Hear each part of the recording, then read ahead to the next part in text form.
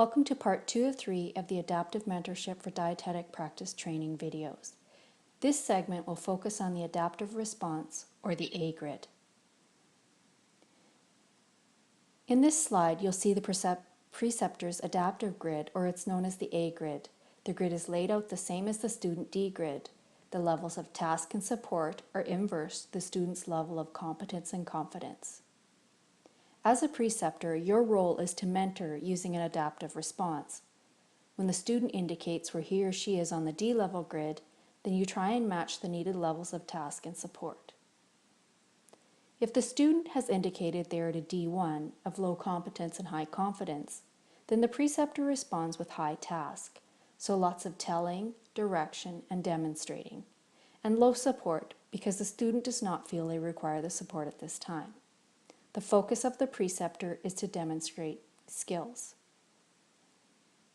The student has indicated they are a D2, low competence and low confidence.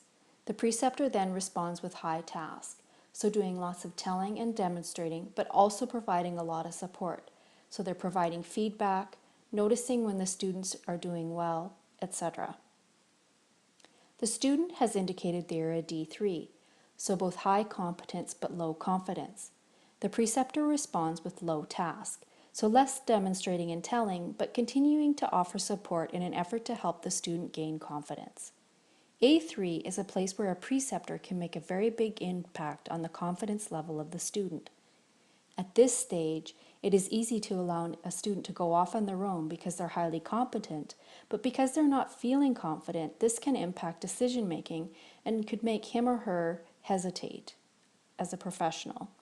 As a D3, they may be nervous in front of other healthcare professionals, feel nervous to demonstrate their knowledge and skills. This will require the preceptor to provide lots of positive feedback to boost the confidence. In this scenario, the student has indicated they are a D4, so they're both highly competent and highly confident. The preceptor responds with low task and low support in this scenario.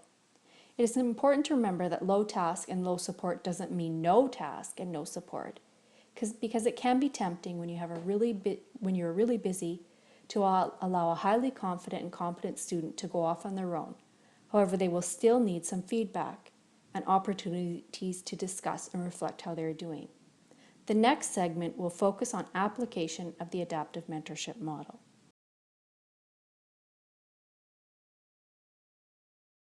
Created using Powtoon.